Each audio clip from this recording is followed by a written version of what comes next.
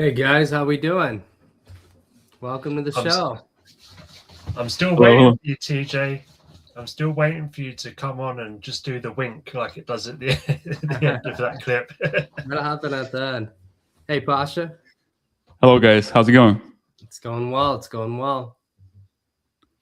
Yeah, guys, we got Pasha and Alex here today from Woof. They're going to be our guests.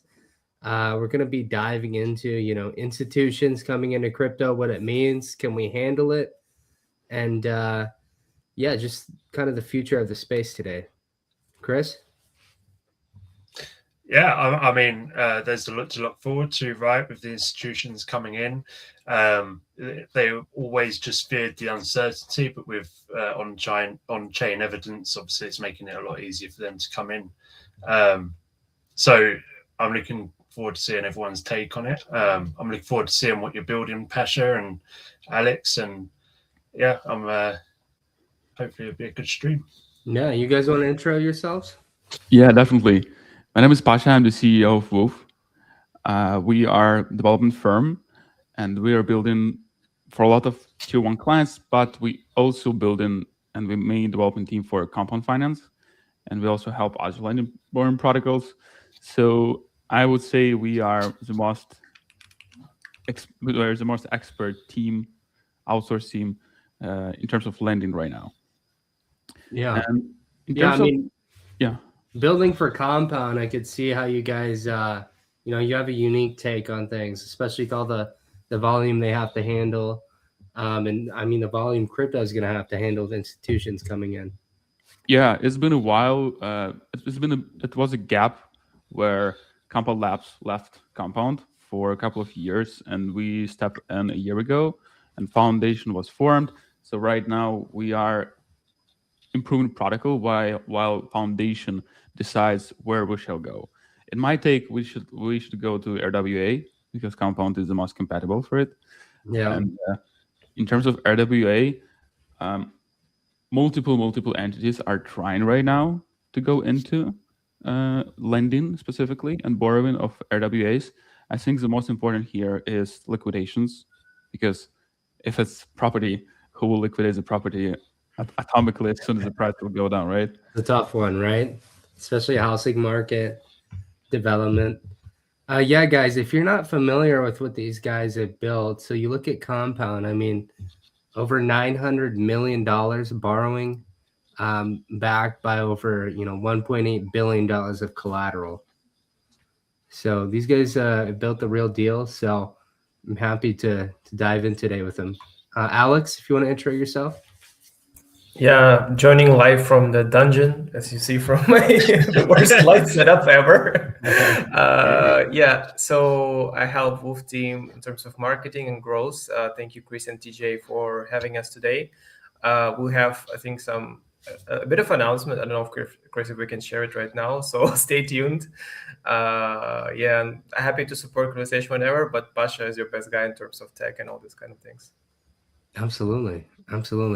Well, I mean, guys, we kind of covered it yesterday with RWAs, so I'm glad we have you on now. BlackRock is planning on tokenizing all stocks, bridging them over via Coinbase. And then we have RWAs just exploding. I mean, what are your thoughts on them in general? And, how would you even go about building products backed by them if you can't liquidate, like you said? I think it's the future. So if you will take a look at the market right now, there's multiple entities, and we have, for example, right now, Chainlink Ace. They're trying to bring RWAs on chain. Firstly, it will be tokenized treasury, tokenized stocks, etc. So it will be more easy to liquidate. So what they will do, they will have market makers who will liquidate and who will have the priority to liquidate, and they will have liquidity sitting on immediately. So as soon as the price goes down, they will be able to liquidate within the same block or the next block. So it will be much more efficient than reliance right now on third parties. Okay. Interesting. Yeah, because like you said, with the housing market, right? If let's say someone over leverages, I mean, what kind of a third party could push a liquidation preference through? Like, how could you even, For example, I know when you're borrowing hard money for houses, right? People have different levels on the loan. There's going to be the person who has liquidation preference, and then there might be other people at the end of it. I mean, how do you even do that programmatically from like a blockchain standpoint? So programmatically, it's not an issue right now. The issue with housing specifically is how you can tokenize it legally, because house it's not immediate liquid. You cannot like liquidate it today or within an hour or within a few seconds. You need to go through a legal process to change the owner, etc. What's more possible right now is to borrow against tokenized stocks, and it will be like the first step. And gold, and something more liquid, and we will go to housing. Because do you want to borrow against your house knowing that it can be liquidated like instantly? No. I guess not. So we need to especially if I'm on a 50-year mortgage. Will it be liquidated with your mortgage, or the house will be liquidated but mortgage shall be paid? Yeah. So let's start. I mean, yeah, no, go on. I'll say it a bit. Yeah, I think right now market we reached 51 billion in borrowing right now, maybe a little bit less. Wow. And most right now the alpha is looping. So lending is a first pillar with small amount of risk, and then you go and you loop. And right now, mostly 60% of TVL is looped in lending borrowing protocols, with like 4x, 10x loops. We loop by ourselves, mostly ETH and different prop stakeys, LSTs and LRTs. And I think it will fade as soon as interest rates will go higher, similar to Japan. If Japan will increase their interest rates. Yeah, I mean they're pushing what 75 bips now here soon. Yeah, and we expect carry trade. We opened shorts for Bitcoin, but I think the Bitcoin will be a little bit. So you're the one shorting Bitcoin. You're to blame. Yeah, but you need to read macro, right? Yeah, well, and it's interesting, like with Japan, their interest rates going up, but then us, like the US, getting a Fed chair that's going to bring it towards 1%.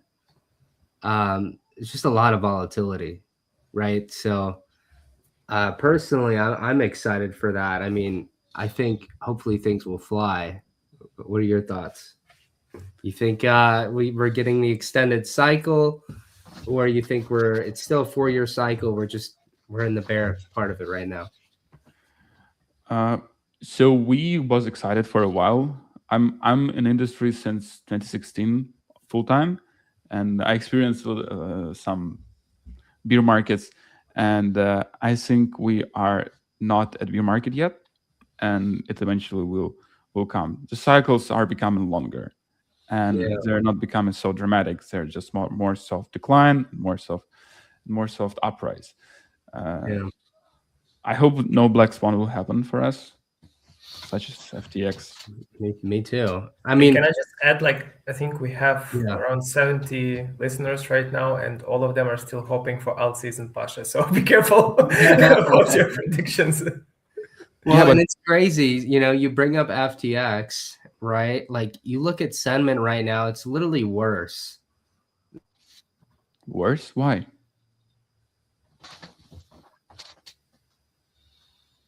TJ is not with us.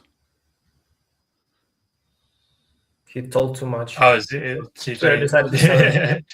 Having connection issues. I was worried it was me. Pasha, you still there? Yeah. Yeah, I'm still there. Do you think right now the situation is worse than FTX? Are you agree with TJ?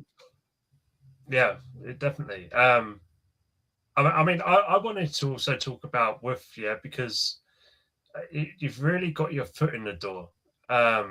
People might look at your socials and think, oh, that's not a huge following that they've got there. They ain't that serious. You've already partnered with Avalanche, right, and developed an app for them. Yeah, I personally worked with Avalanche for 4 years so far. I mean, not work. For 3 years, I just was a doorstep and trying to work with them. Yeah. Eventually, we came along together. We built a bunch of projects for their ecosystem, for example, for Banky and for some NDA projects. But the recent project is Urban Space. If you go to Avalanche Twitter, you will see the app pinned on their X. That's what we built recently. So right now you can go to New York, and right now there's a lot of local markets, and you can go to those local markets and pay with AVAX, and it will be seamless. It will be gasless. You can pay with and credit card. So feel free to go to New York City, specifically Union Square Market. Right now is live. You can go there.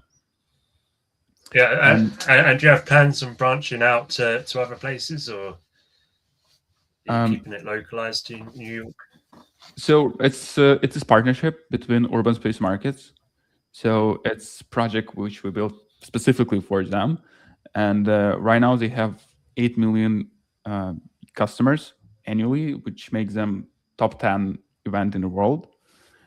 And if Avalanche will want to, we will go. We will go there. We're not internalizing this project, so it's up to Avalanche and Urban Space guys. How do you want to scale it? Do they want to make it as SaaS, or do they want to keep it by themselves? This is alpha, by the way. I think we didn't announce that. So you guys are working with Emin then directly. What head of Avalanche? Sorry, I had a power surge, so I dropped off while I was talking. I got back when you guys were talking about Avalanche. What's going on there? Yeah, I just talked about that. We built some stuff for Avalanche, or mostly for Avalanche ecosystem. And recent project is Urban Space Markets. It's local markets in New York City. You can go there at Union Square, and you can pay with USDC on Avalanche for goods. Wow. And they have 8 million users, so anyone can go there. That's huge. And play with it. I think it's huge for AVAX, and AVAX is. I followed AVAX deeply for the last 4 years, and what they do is they're adopting. During previous cadence of Biden, it was pretty hard for crypto companies to survive in the US, but Avalanche still stayed in New York City and tried to be compliant. And I think if institutionals will think about, hey, where shall we go in terms of blockchain? Where shall we deploy? Avalanche has all of the ecosystem and connections, and they can easily onboard to their C chain any enterprise. Yeah, here's me with the head of Avalanche in New York a couple years ago. So, no, I mean, they're legit. I'm a U.S. founder, so I know what it was like during the Biden administration, and I remember going up there, and I mean, they were building legitimate tech. It was at Roosevelt Island, Cornell's new campus. They just opened up, and it's cool to hear. I mean, 8 million users. That's going to be big for the space. Yeah, and they're just eating this pie piece by piece. You can get it there. You can get it there. More adoption, and as soon as you have first real examples of how you can pay with crypto and how easy it is, I think more people will adopt. And because it might, Well, I love how they're focusing on like localized adoption, right? It's not just some far off like theoretical thing. It's like payment processing right now in the surrounding area of where you're located. Yeah, because right now what companies trying to solve is actually they are giving you different neobanks where you can pay with crypto to regular bank. So they're solving the problem on your side, on user side. Which shall be done is it shall be solved on the merchant side. For example, Stripe, they can add payments in crypto, and they can instantly calculate the rate and instantly convert it to bank. And I think this is the next step. instead of making all of this infra on the merchant side, on the Rubet Space side, just make it on Stripe. It's easy. We show that it's easy. And make it on the merchant side instead of the bank side. Yes, because there's not too much point of sale companies. Like Stripe is the biggest so far, and it's easily adoptable. Okay. Well, I want to ask, actually, I'm glad we're on this topic. So we have a bank, they're interested in launching a stable coin, for example, right? The pitch so far is that you're going to be able to cut out your Zelle, Cash App, Venmo, all of those people doing cross-border transfers. And you'll be able to do it internally through the bank. It'll be much faster. And then you'll be able to offer, tokenized yield products to your customer. But would you say, the pitch should be completely different? Should banks not be adopting the stablecoin at the bank level? Should I be focused on merchants instead? They shall adopt off-ramping because you sell on crypto and merchants wants to receive fiat. So if there will be solid off-ramp provider, which will not charge a lot per transaction, and you don't need to batch all transactions, I think it will solve the problem, and the bank will go first and will be able to adopt it. It will win in this game. But for banks, crypto is pretty small market so far. Yeah. Compared to retail and fiat. So we need to ask first, I think, and pitch to banks that, hey, you need to build this. Absolutely.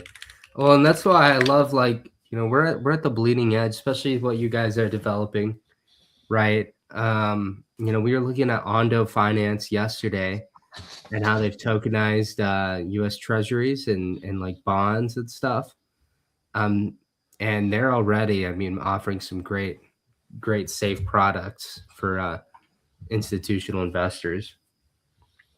But yeah, on what you said earlier, Pasha, the market is growing quickly here, right? So over 41 billion, like you said, we're up 55% just in the third quarter here. And I think this is going to be exponential. What do you think we're going to end up with next year? You think we're going to be over 100 billion, 200 billion? Oh Lord, his predictions is always that's not well for me, because great prediction market. Get some practice. Let's do this. Yeah. So you've come on our show today. 1 year's time, we'll look back at this prediction and see how far off you are. We'll post on it and see if you're right. Yeah. Got it. So firstly, it depends on macro. If macro is bad, the TVL won't be great. But if we will ignore macro, I think it will be balanced. It will rise a little bit. Why? Because right now people are opening different yield strategies like DUSD, which DPACs, and a few more DPACs will tell people that, hey, 15, 20, 30% APR is not worth 100% of your deposit of your body, which you actually loop. So and probably this hype will fall down, but with RWAs and more products which will be able to generate native yield, and with Aave app, which is actually bringing a lot of utility for people who are not aware of crypto, it will give another push. How far we will go, I don't know, maybe 20% from current TVL. You think only 20% up, so we'll only go to 50 billion? Yeah, I think right now, yes. In terms of lending is not reflecting the whole market. Yeah, true. And Aave is huge. Like TJ is very much an optimist. It's my greatest weakness. Aave, like you said, over 3 trillion in cumulative deposits, over 900 billion originated loan volume. It's crazy. Where we go when we talk about lending, I think the most important metric is active loans. It generates yield and it generates revenue for protocol, and it's actually active, because if you have you can have 1 billion lending deposits, but it's What do not you think working. the active loan number is? Let me check.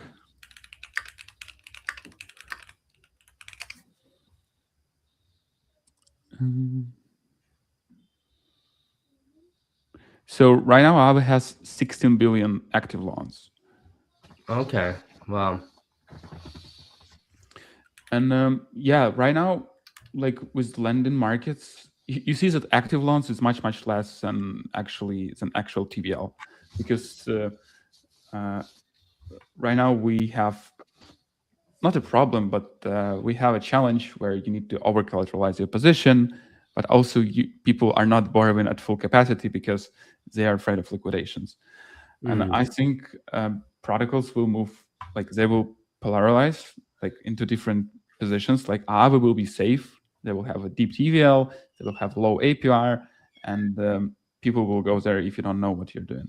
But a lot of people, like loopers, they know what they're doing. And actual lending exists only because people who actually knows where to get more yield, they're trying to loop and go somewhere else.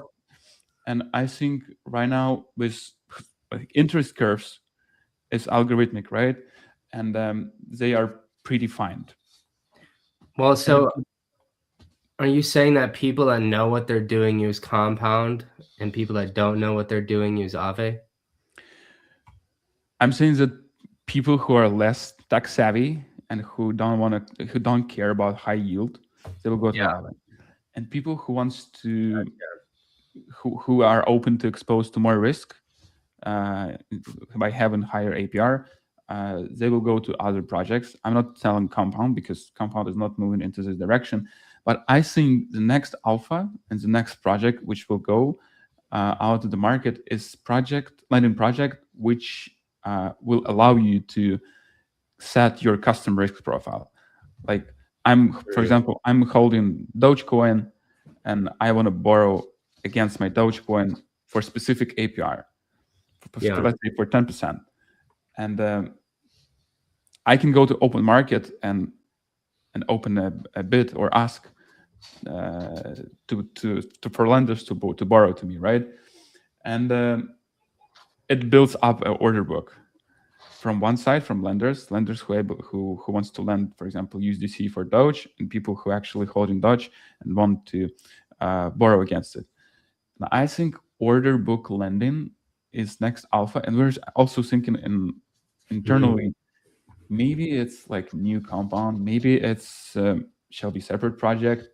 We don't know, but I see a lot of potential here, because as you can see, Aave have 46 billion, but they also have only 16 billion in active loans. With this proportion, we will have much more borrowing to TVL ratio. Right now in Compound is 1 to 3. In our case, it will be 3 to 4. Wow. Okay. I mean, in practice, how would order book lending work? Are you saying like you'd have a decentralized order book, or you would look at the order book of a centralized exchange? How does it work in practice? Yeah. So you're telling that, hey, I can lend my USDC against ETH for 4%, and you open bid. If there is active ask from borrowers that, hey, I want to borrow USDC against ETH for 4%, it will be filled immediately. If not, it will be on open market, and it's open you in order books. People say, hey, I can borrow, I can lend USDC for 5%, I can lend for 6%, I can lend for 3%, and whoever wants to borrow, they're coming and they're choosing what they want. And it's actually interesting. Oh, gotcha. So it's completely opening up lending for anybody. It's peer-to-peer lending. Yeah. Yeah. Okay. And I think it's the next step, the next project of this, because right now you're saying that we have like people saying that we have lower interest than treasuries, but it's only because we have lower utilization. It can change tomorrow at any time. Yeah, well, that's not a good problem, especially when you want to scale, right? Yes. So, I mean, couldn't there be ways to manipulate that? Like, let's say we, you create a marketplace. Anyone can do peer-to-peer lending. I mean, couldn't they borrow a flash loan and do lending through that? Or is there a way to manipulate it so that someone's lending dollars are drained? I mean, it seems like there could be serious exploits in that. I didn't think about that in this direction. I don't see so far, because lending will be fixed in terms of rate and fixed in terms of duration. So you're open a position which you're going like for 6 months, 3 months, and it fills automatically, which is the most important, is engine which will fill. And it's not our project, it's idea that I think will be good. Yeah. Okay. I know what that means. I know what that means.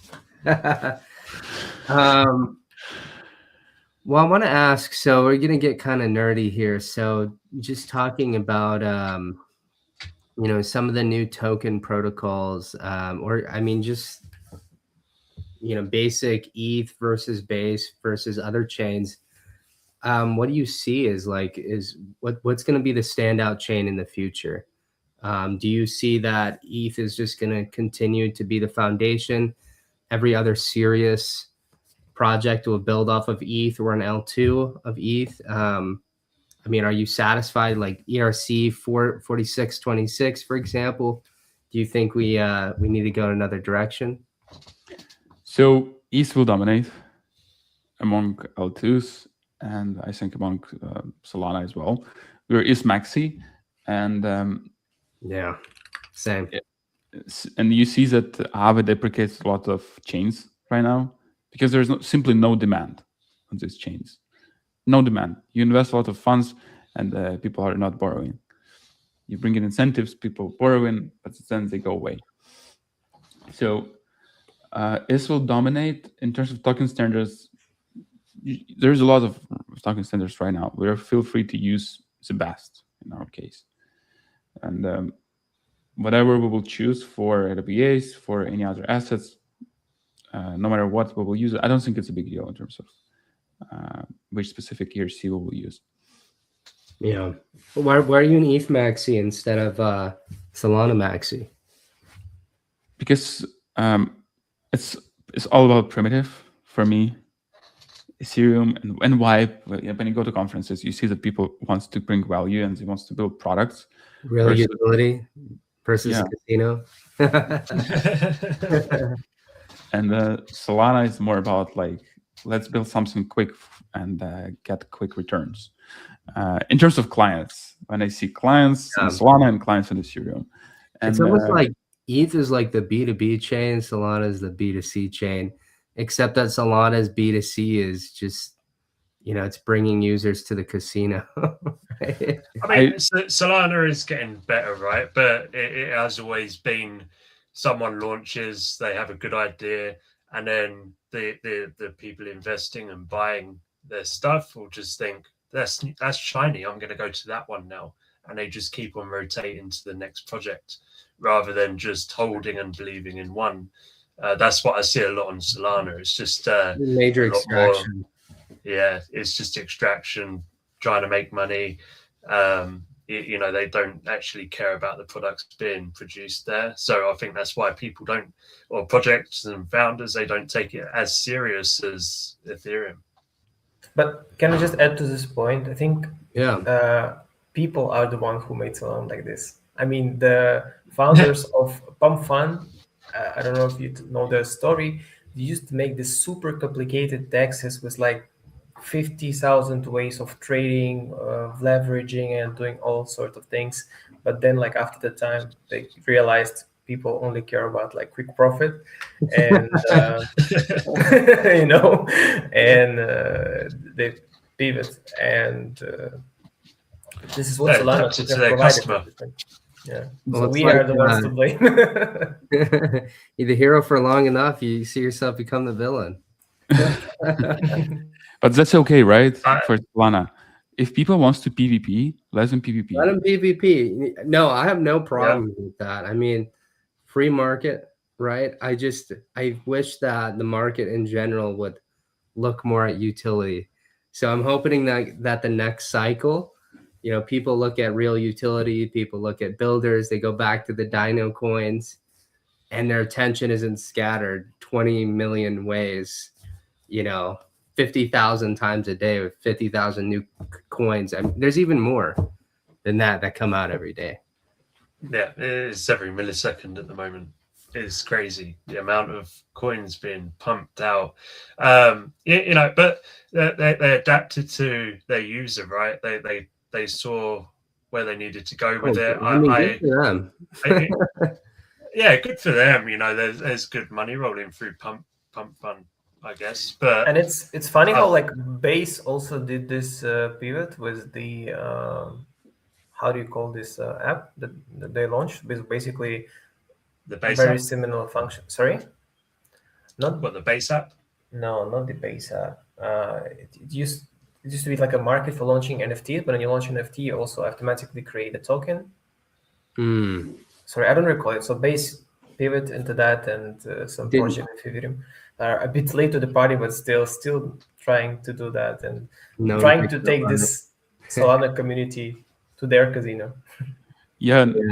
Narrative is extremely important because you didn't mention one blockchain which has huge amount of user base. Huge amount. Do you know this blockchain? Can you guess? Bitcoin? No. What? Telegram. Ton. They have really? huge user base. As soon as they launched, I was thinking it will be competitor of Ethereum because they're in app. People have already an app, and it's so easy to operate. But unfortunately, they decided to go another direction of tapping, like hamster tapping in Telegram. the dog community. Katira. They didn't start building primitives. It was crazy. That was literally not my direct grandpa. Anyway, it's like someone with the age of my grandpa was onboarded on the blockchain, and nobody noticed that. On the Telegram, there was this tapping things, like each of your taps goes and you earn a coin for it. It was a big thing in Europe and CIS region, especially. I think everyone did that at some point. I mean, I was addicted. Yeah. I loved it every single day, because I went through a time where I was just not doing that much in Web3. So I had the time to sit there and go on and do the daily tasks. But the airdrops were okay. But then obviously you had all of the scams that came out, and then tons started to dump, and then some of them I'm still waiting for the TGE. I still hold the chat for those who are still waiting for them. Well, so you guys think they've chosen the wrong path, or you think they're just not picking up like you thought they would? They chose the wrong path. Yes, they didn't build primitives, and when you build blockchain which will last, you need to build some sticky TVL firstly, because without sticky TVL it won't happen. Yeah. And that's why we choose Ethereum, because everything, at least I think that everything we build in will be long lasting. Yeah. And, will evolve. While this project in Telegram, they will just shut down, like Steppen, right? It'll die out. It will die out. Yeah, I remember Steppen. That was wild. I mean, just thinking about thinking back to the NFT era, if you could transport your mind back, you're like, what were people thinking? Spending 500K on a JPEG. It was the precedent for RWA, right? Like without NFTs, we wouldn't have RWA. But still, hopefully, meme coins were the precedent for something better in the future, right? It wasn't all bad with NFTs. I mean, come on, there was some profit to be made, right? I know that President Trump tried to bring it back with his NFT. I've said it before. Again, it was a great entry when everyone just thought it was a scam. You could get in at $80, and that skyrocketed up. It was beautiful. But it didn't bring it back. I generally thought that would be the thing to bring back NFTs. It is Trump launching his NFT, but it just didn't. It had a small spike and then a long decline. So what do you think is the next big narrative, Pasha? You think it's RWA? than So privacy? Or for me, it's mobile apps, accessible applications, DeFi applications, which will be seamless for user, and which will have this haptics, and will have notification, and it will get your email, and this is part of big narrative, which Trump presidency bring to us, because if you can see right now, multiple projects are getting, I don't want to say absorbed, but absorbed by their labs, and because we struggled before, DAO struggled before because there was a lot of uncertainty and legal cases against original builders, and Uniswap was a pioneer. Every DAO looked at Uniswap. They adopted Duna, its framework for DAO, and the next step was to enable fee switch, and Uniswap did that. And as you can see right now, multiple projects are going into the way where hey, DAO is ineffective. Let's get everything back to labs, etc., etc. But it's not happening because DAO are ineffective. It's happening because labs can absorb right now, because they won't go to jail since now, at least for now. So that's why they do that. yeah. And, are you following 20 DAOs, guys?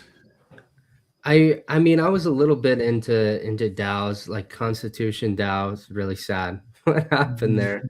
But I mean, what does this mean for the space? Like, does it bode well that we're all moving away from DAOs now? I mean, it seems like you like them quite a bit. Yeah, I like the DAO. I like how it works, but it's slow, firstly, and secondly, it's not monetizing, because right now Compound generating a lot of fees, but it's not going anywhere. It's sitting in reserves because it could be illegal to extract these fees, and who will be the final receiver? No one wants to take risk. Right now, big projects will come businesses, normal business that will generate revenue, and that's what we didn't have before. Before that, we have Uniswap and fees accrued somewhere, and no one claimed it. And right now, Uniswap is a business that will generate revenue, and business works better than non-profit foundations, in my opinion. And we're moving a little bit away from the decentralized roots, though, with that. But I think it could be good for the space. Yeah, and it follows the mobile, because Uniswap has mobile application, right? You can swap, but you cannot LP. You cannot provide liquidity because you cannot offer interest to users without specific licenses. And right now, it's getting more and more easy to build DeFi on mobile. Before that, it was inaccessible, and right now I see super app for DeFi on mobile, haptics, and everything is seamless UI, normal UI, not DeFi UI, like WeChat in China, but for DeFi globally. And, and that's the path towards mass adoption, right? Like, you don't even know you're using crypto. Like, that's what a lot of these companies trying to get in now. They're still on the pump fund craze. So they're like, why don't we tokenize all this IP and sell it as tokens? I'm like, no, just make a good seamless UI backed by a token that just sits in the background as like a referral system. Like, don't try to chase this narrative where the token leads. Like, lead with the actual utility, with the actual UI, tokens in the background. Yep. And what I follow personally when I trying to buy some token when I have spare $100, it's not rare these days. Very rare these days. Yeah, very rare. And I'm just trying to follow a project which copy TradFi narrative, CFi narrative to DeFi, because that's what will last. Like Pendle built great narrative, and it rise. Now Perps with Hyperliquid, and whoever new narrative in DeFi will come from CFi, it will grow and it will win, because DeFi is just so far copycatting what CFi has, but in more decentralized and more transparent way, which is great. And Yeah. a lot of projects right now just making loops and farming, and not the best way to not the best way to. Yeah. Well, that's, I mean, even being in this space, you've been in this space since I think you said 2016. Yeah. I mean, 99% of the projects have came and gone, right? So testament to you, what you're building, you're still here. And anyone who's building right now. And I wanted to ask, you're talking about CeFi and how that narrative is most important. What do you think about Bitcoin, about people building DeFi on top of Bitcoin? You think it's ever going to take off? It seems like, I mean, to me, it seems like it's just a dream, right? Like what's being built on ETH, it's way better. It's way further ahead. I don't think we're ever going to, I mean, I don't think the main infrastructure and blockchain is going to be built on Bitcoin, but what do you think? So I think that all financial markets is built on trust or some beliefs, and people believe that Bitcoin is the most secure, that Satoshi really died and he will never like sell, and which I also believe. Do you think that happened? I don't think he will sell, because you need to have like these balls like this in order to not sell for this years. And I didn't see any guy with these balls, so probably it's not existing. And so Bitcoin there's a lot of capital, and a lot. The most capital is in Bitcoin, and whoever will be able to make this capital more liquid in terms of like, can I lend these assets? Can I borrow against Bitcoin? And not to make it only, well, because we have raw Bitcoin, right? But to make it secure enough, like 100% trustless, will win. And I'm not following Bitcoin a lot, but I think there's a lot of liquidity which shall be utilized. And if you build a project for Bitcoin or around Bitcoin, it will find success right now. Because right now people just sitting with their Bitcoin and looking at. So that's financial advice then. Imagine you have in Bitcoin and you see people farming ETH for like 5-6%, and you say like, what am I doing? Just holding. Yeah. Well, I think, sailors should be investing into that. Like MicroStrategy should have major grants for the space developing infrastructure on top of Bitcoin, right? But I mean, his thesis is just acquire as much as humanly feasible, right? Yeah, but for builders, Bitcoin is pretty complex, because Bitcoin was created in a way like, imagine you tie your legs, you tie your hands, and now you want to swim. It's the same for Bitcoin. Technology is super complex, not complex, but super complex to build on top, because there is a lot of ways to build DeFi on top of Bitcoin network. Well, and it's like an ancient standard, right? At this point, and then, I mean, people couldn't even vote on putting new stuff in place because it doesn't have smart contracts, right? Yep. So right now, challenge that shall be solved is how we can verify transactions on other chain, like on Bitcoin network, and make it decentralized enough. And as soon as it will happen, people will start to move to other networks. So far, I didn't see a lot of use cases, but I'm not really deep into it, because how can you bridge Bitcoin to any Lightning networks without sending it? But if you send it, you're sending it to someone's wallet. It's not smart contract. Someone controlling it, and that's a problem. Yeah, it's a huge problem. And going back to Satoshi, you think he was just one guy with some big brass balls, like you said, or was it like an organization that called themselves Satoshi? Oh Lord, yeah. So I think Satoshi is a guy, but he has a team of people who worked with him before. Because imagine yourself like at 2008, and you're building Bitcoin. You never know that it will pop. like that. And Crazy. I'm not about pro Bitcoin, because Bitcoin killing feature is that founder died, and that's the main killer feature. It's a good narrative, right? It's the same narrative as he lost his hard drive. I've heard that one as well. Yeah. But in Ethereum, like there's people are following people, right? And there is Vitalik, and if something bad will happen with Vitalik, or he will act in a bad way, it will affect the price. So in Bitcoin, it's better because there is no idol. No one to dress in like weird costumes and make weird raps. He's not going out and Yeah. getting drunk, selling his coins because he's on drugs. You know, he's just out of it. You A know, lot of people- it does. Yeah. It does have trust in a way, but at the same time, you just never know what could happen. I almost think like, you know, it's just a miracle. Like it's one of those things you can't explain it. I mean, an intelligence agency making it, it doesn't really make sense. Kind of goes against, you know, it's just a contradiction, right? Just some random guy making it, and then everything worked out perfectly to the way it is now.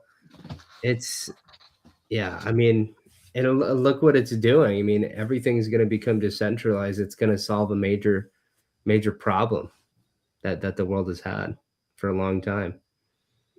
So I think it's there's a lot of coincidences in my opinion, because when you start building it, imagine you in 2008. yeah, Imagine, you don't understand people, like you don't understand that will pop. People in 2012, it's bullshit, and now just people starting to adopt.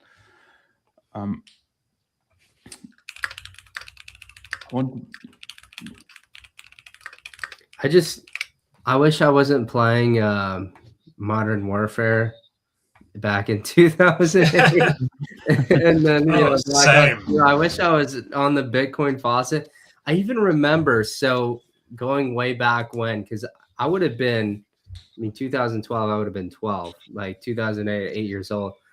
I was, you know, using Cheat Engine to like hack into Flash games, like on Congregate, Armor Games, you know. And I remember seeing ads for Bitcoin Faucet. It's like, yeah, like check out Bitcoin Faucet right here. You know, when you're downloading the Cheat Engine, and you know, ads were literally like you could go buy some Bitcoin.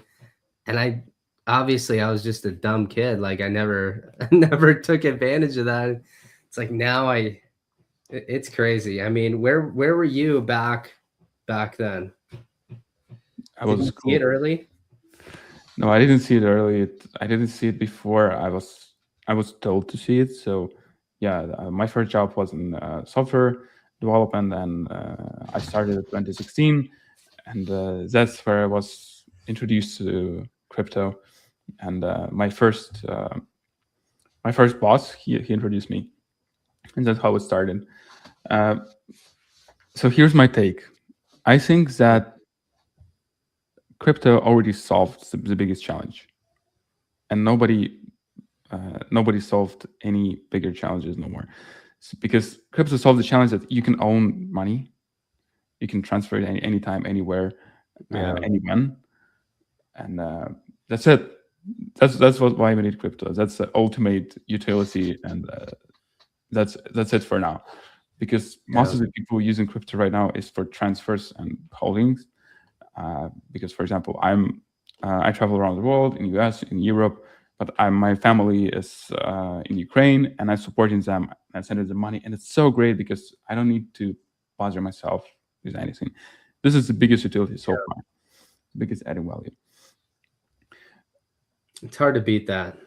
Hard to beat. So, I mean, yeah, like you said, I think that's the biggest utility. I mean, there's different flavors of that.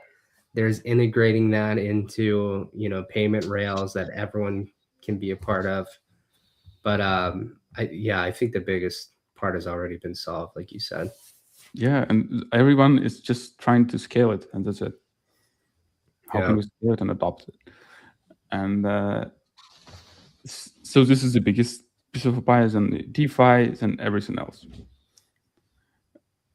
And trading is somewhere aside for me, because I love crypto, not because everything is growing, but because volatility. It's much, much higher than in the stocks market, and accessibility as well, because you can access anywhere.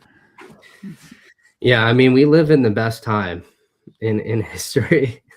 So it's you look at the institutions we have today. I mean, they're flawed, right? Everything's flawed, but I mean, we live in a pretty good time in history. I mean, even just 70 years ago, you had like the horrors of World War II. You know, before that, it was just violence, famine, all that everywhere. Now we get to trade internet coins and build cool stuff. And generally it's better than it's ever been. I think you just build a wall between first world and third world. That's why it seems like that, because multiple countries are still struggling right now. Because I traveled within Africa a lot, and Middle Asia, and in Ukraine we have a war as well. So Yeah.